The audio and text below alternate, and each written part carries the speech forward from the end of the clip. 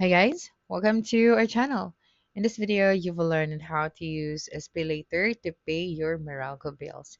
Okay, so first thing that you should do is you just have to open your Shopee application, and then after that, make sure to log into your account. And right here at the bottom right corner of the screen, you have the Me option, so just tap on this one. And here on under the My Wallet, you have the SPayLater, so tap on it.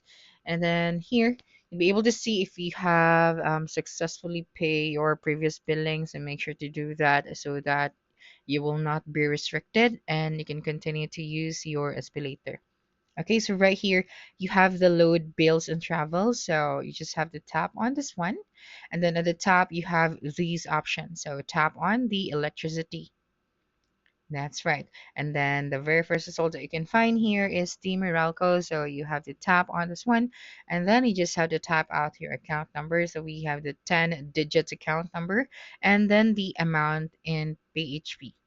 Okay, and then after that, you just have to tap on continue and then confirm your payment.